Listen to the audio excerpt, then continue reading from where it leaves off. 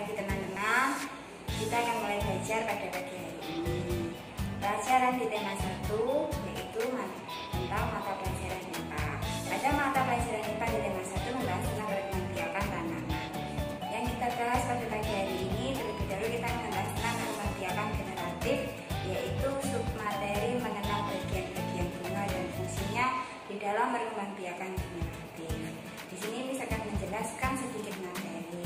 Selamat menyaksikan. Perkembangbiakan tanaman secara generatif. Sebelum membahas lebih dalam lagi tentang perkembangbiakan tanaman secara generatif, Miss akan menjelaskan proses pertumbuhan tanaman jagung yang ada pada bacaan di buku tema teman-teman. Proses pertumbuhan tanaman jagung diawali dengan biji jagung yang ditanam.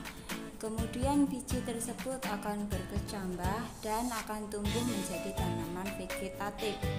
Kemudian tanaman vegetatif ini akan berbunga. Dari bunga ini akan menghasilkan buah. Di materi ini kita juga membahas pula tentang proses penyerbukan pada tanaman jagung. Teman-teman bisa memperhatikan gambar pada PowerPoint.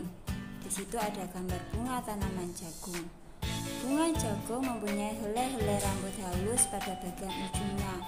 Pada helai terdapat tepung sari. Ketika angin bertiup, tepung sari akan terbawa terbang dan sebagian akan jatuh di kepala putih yang terletak di bagian bawah bunga pada tanaman jagung yang lain.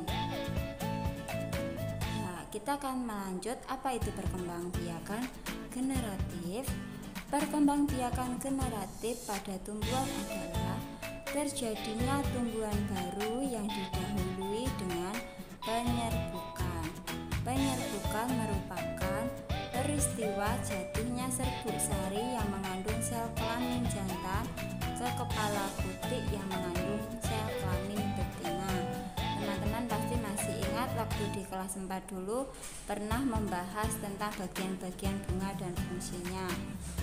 Berikut Miss akan mengulang sedikit bagian-bagian bunga.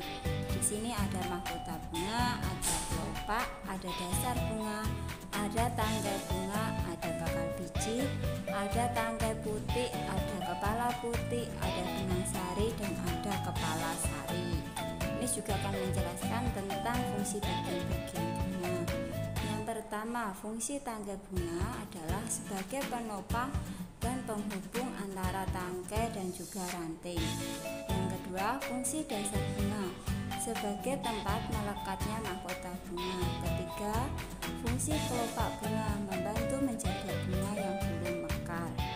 Fungsi dari benang sari adalah sebagai alat kelamin jantan dari bunga yang menghasilkan serbuk sari yang berfungsi untuk proses penyerbukan atau perkembangbiakan.